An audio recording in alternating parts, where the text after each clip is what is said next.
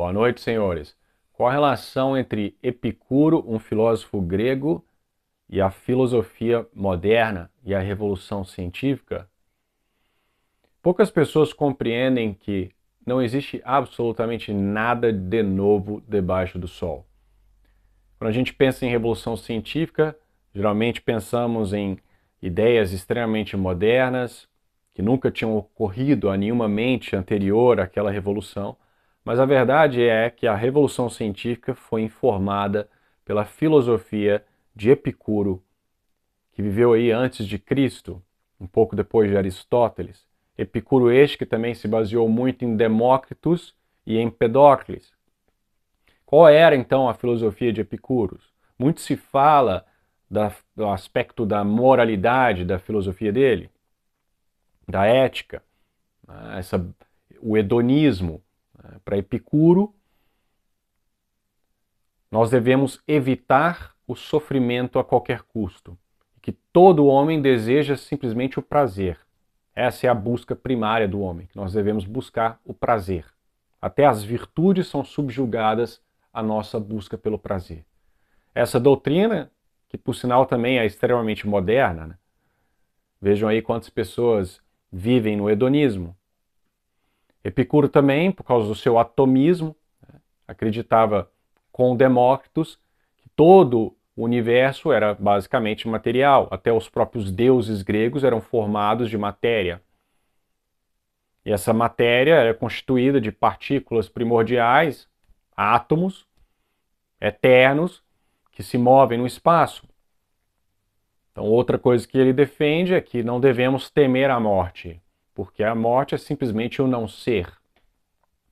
Então, quantos ateus aí, inclusive eu mesmo, defendi essa mesma ideia. Quantos se acham geniais aí nos DAs de universidades, dizendo não tenho que temer a morte, é cristão que tem medo de morrer, eu só vou virar pó e voltar a virar estrela, blá blá blá.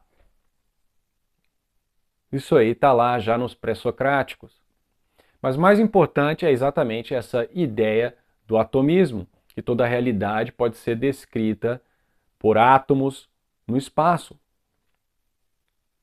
Então existem as leis que governam como esses átomos vão se mover e toda a realidade é constituída disso daí. Essa ideia ela é reciclada na Revolução Científica. Galileu, Descartes, Newton defendem exatamente isso, e não por coincidência. Epicuro é redescoberto durante a Renascença, no século XV, em um monastério. O livro dele estava lá em uma das bibliotecas. Me esqueço agora, o indivíduo que tinha como hobby ficar coletando textos pagãos que ele encontrava em bibliotecas, ele descobriu aí o texto de Lucrétios, um poema enorme com todas as doutrinas de Epicuro. Isso aí ele propaga, isso se espalha, né? Como a vasta maioria dos grandes erros ao longo da história, isso se espalha na Renascença e se torna popular, principalmente no Iluminismo. Thomas Hobbes, por exemplo, defendia as ideias de Epicuro. Então, assim, não existe nada de novo no Sol, debaixo do Sol. Tá? Então, a briga entre materialismo atômico e a ideia que existem essências, substâncias, propósitos, é antiga. Não existe nada de novo. Então, Descartes e Galileu tentam matematizar o universo, descrever exatamente esses aspectos aí do Epicuro, essas partículas no espaço de forma matemática. Agora, uma pessoa pode perguntar por que o universo é tão facilmente descrito, algum de seus aspectos, pela matemática. Hoje a gente simplesmente aceita isso como uma realidade, mas por quê? Para alguns, inclusive desses indivíduos, ainda que eles eram heterodoxos, heréticos, é porque existia uma mente ordenadora. Para Epicuro, não. Os deuses de Epicuro eram materiais. não se preocupavam com os humanos, eram também, né, basicamente um ateu. Quando os deuses não têm influência nenhuma na realidade, você é efetivamente um ateu. Agora, é óbvio que se o mundo é constituído apenas de partículas no espaço, você cria diversos problemas filosóficos, né? Um deles, por exemplo, é o livre-arbítrio, que eu já reagi a vários vídeos aqui. Epicuro reconhece, de forma sábia, que se o materialismo que ele defende é verdadeiro, com Demócritos, então o livre-arbítrio é uma ilusão. Todo o nosso senso comum de que nós temos capacidade de ser agentes morais, capazes de causar, né, de cima para baixo, é uma ilusão. Só que, contrário a Demócritos, ele acha isso um absurdo. E, portanto, ele estipula que há uma indeterminação nos átomos, nos seus movimentos, que os átomos, apesar de serem determinados a mover de certa forma, eles aleatoriamente podem mover um pouco para cá ou para lá, de forma a criar essa indeterminação. Ideia essa que também é reciclada na física quântica, a indeterminação lá da matéria. Tá? Inclusive existem filósofos modernos, ou cientistas modernos, que querem gerar modelos quânticos para explicar exatamente a mente humana. Tá? Kaufman, um evolucionista, é um deles, Stuart Kaufman. Tá? Então você vê que as ideias são as mesmas, tá? E elas levam a problemas seríssimos, né? A permanência.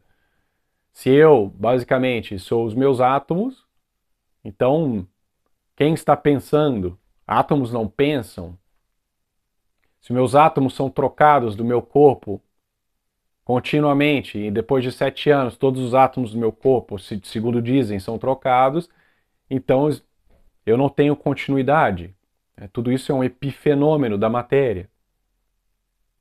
Tá? Isso são problemas aí, já está lá em Epicuro, e são reciclados hoje. Se você lê os artigos aí de filosofia, ou da neurociência, né, que muitas vezes é simplesmente filosofia, má filosofia disfarçada de ciência, você vê exatamente esses problemas. Tá? Então Descartes e Galileu tentam matematizar o universo e tudo aquilo que não é descritível pela matemática, eles ou eliminam ou jogam para um lugar. No caso de Descartes, ele joga para a alma e acaba gerando uma dicotomia. Todos os aspectos qualitativos do universo não reduzíveis ao sistema matemático passam a ser parte da alma, e essa alma está desconectada da matéria. São duas substâncias diferentes. É um dualismo que não é o dualismo aristotélico. Né? Para Aristóteles, ainda que a alma... Para Aristóteles, não, para São Tomás de Aquino, a alma ela subsiste, ela é uma substância, por assim dizer, ela está unida ao corpo em uma única substância. Não há um dualismo grotesco, como Descartes defende. Tá? Então, vejam que essas ideias aí atomistas, elas são todas antigas. Tá? O ser humano acaba sempre caindo nos mesmos erros quando ele se afasta da realidade. Tá? Aristóteles já condena o precursor de Epicuro, Empedócles. Tá? Porque Empedócles, já com Darwin, ou melhor, Darwin com Empedócles, acreditam que o propósito das coisas é ilusório e que pode ser explicado simplesmente por acaso e por leis naturais. Então, para Empedócles, as partes dos organismos estavam lá flutuando, sendo movidas por duas forças contrárias, o amor e o ódio. O amor aproxima, o ódio repele. E aquelas combinações, né, ao se encontrarem, que funcionavam, eram preservadas, e aquelas que não funcionavam eram rejeitadas. Então, se o torso de um homem se encontrava com a cabeça de um boi, aquela combinação era não funcional e perecia. Se o torso encontrava com a cabeça humana, então permanecia. Então você já vê aí um preâmbulo de seleção natural já em Empedócles.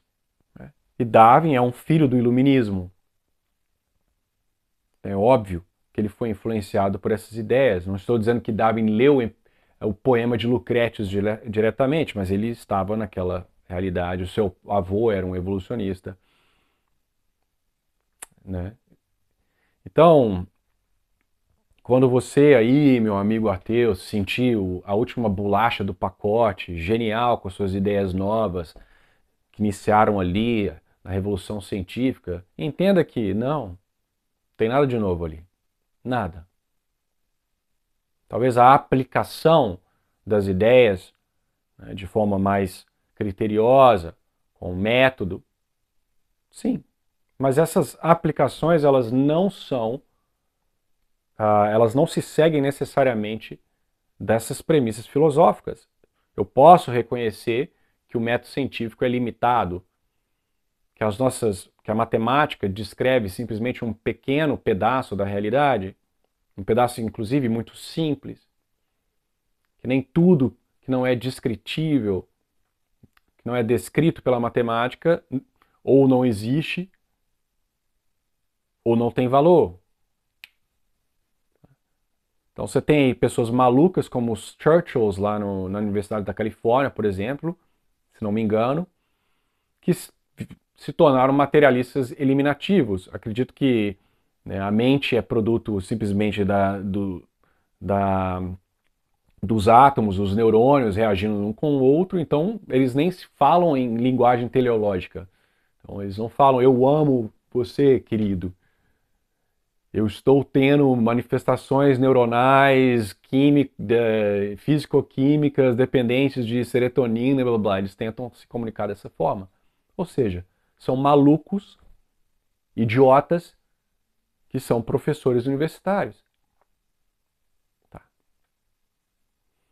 Então, Epicuro, em sua porca filosofia, a filosofia é essa que não explica praticamente nada e cria simplesmente problemas insolúveis, se tornou o ídolo da modernidade, tanto no aspecto moral, com seu hedonismo, como no aspecto mais metafísico.